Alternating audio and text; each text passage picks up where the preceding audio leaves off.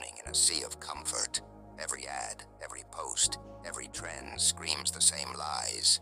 Ease, pleasure, instant gratification. But I'll tell you something shocking. This relentless pursuit of comfort isn't just a distraction. It's a death sentence for your potential. The very things we crave to soothe our anxieties are the chains binding us to mediocrity. This isn't some fluffy, feel-good nonsense. This is a brutal truth, a naked reality about human nature, about the inherent war between our desires and our well-being. It's about aligning our actions with virtue, not with fleeting sensations. The Stoics, those ancient masters of self-mastery, understood this better than anyone. Epictetus, in his Enchiridion, screams, "It is not things themselves that disturb men, but their judgments about these things." It's not hardship that breaks us, it's our cowardly reaction to it. Think about it.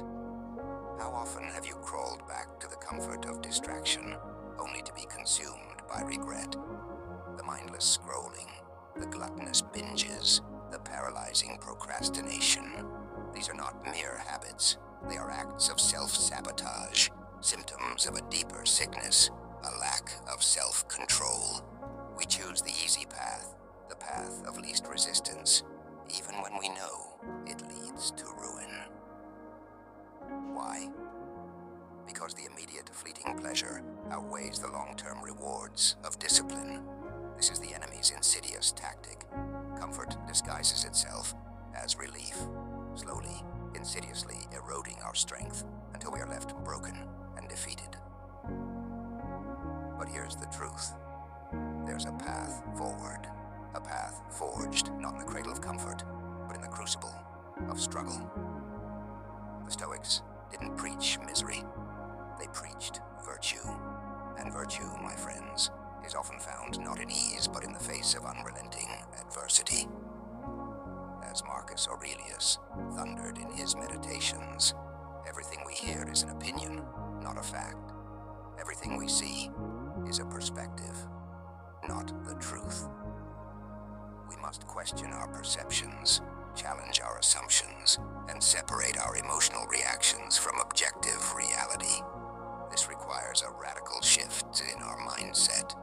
We must learn to embrace discomfort, to see it not as an obstacle, but as an opportunity for growth. Think about the athlete pushing through pain, the warrior facing the enemy. They don't shy away from the struggle. They embrace it because they know that strength is forged in the fires of adversity. The same is true for our minds and spirits. The path to inner peace, to true self-mastery, is paved not with effortless pleasure, but with deliberate discomfort. It is in confronting our fears, pushing past our limitations, enduring hardship, that we cultivate fortitude and resilience. It is in these moments of struggle that we discover our true potential. This isn't for the weak. This demands self-awareness, unwavering commitment, and the willingness to face our ugliest truths, to confront our deepest flaws. We must learn to observe our thoughts and emotions without judgment, recognize our patterns of self-sabotage, and consciously choose a different path.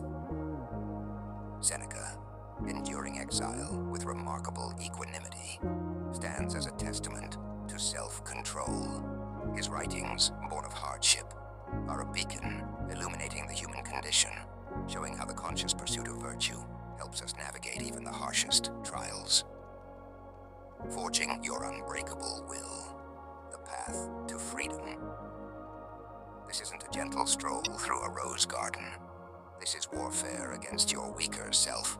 There will be blood, sweat, and tears. But the prize, a life of unshakable strength, a mind impervious to the petty torments of comfort, and a spirit forged in the fires of adversity. Are you ready to fight? 1. Unmask the saboteur. Don't politely inquire about your weaknesses. Confront them. What are the insidious pleasures that cripple you? What are the addictions, the distractions, the comforting lies that keep you chained to mediocrity? Don't just list them, analyze them. Understand their power, their tactics, their seductive whispers. This isn't introspection. This is intelligence gathering. Know your enemy and know yourself. 2. Weaponize self-awareness. Self-awareness isn't some touchy-feely exercise. It's brutal self-honesty. You must become a cold, clinical observer of your own weaknesses. Track your patterns. Identify the triggers that send you spiraling into self-destructive behavior. Don't judge. Document. This is not about self-flagellation. This is about gathering the data you need to wage war on your inner demons. 3. Embrace the crucible. Comfort is a lull, a deceptive calm before the storm. You must actively seek discomfort. Don't just endure hardship. Invite it. Start small, a cold shower, a challenging workout, a day without your phone, then systematically increase the intensity. This isn't about masochism. It's about building resilience, about forging your will in the fires of adversity. 4. Master your domain. Your environment is either an ally or an enemy. If your surroundings are a breeding ground for weakness, then you're already defeated. Purge your life of distractions. Create a sanctuary for strength. Surround yourself with people who challenge and inspire you, not those who enable your weaknesses. Control your reality. Don't let it control you. 5. Redefine success. Success isn't measured in fleeting pleasures or material possessions. It's measured in the strength of your character, the unwavering resolve of your will, the mastery of your mind. Embrace the struggle. Find meaning not in ease, but in the relentless pursuit of virtue. Your victory won't be found in comfort. It will be found in the unbreakable spirit you forge in the face of adversity. This is not a path for the faint of heart. It demands courage, discipline, and the unyielding will to overcome. Are you ready to fight?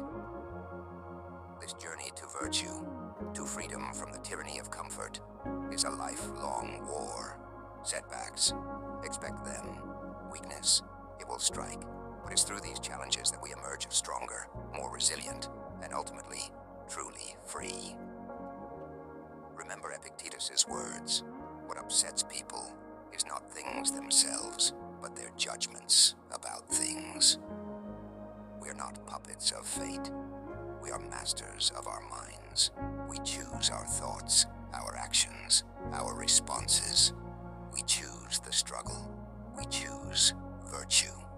We choose freedom. This is the path to a life truly lived, and this is the path we will walk together. Are you ready?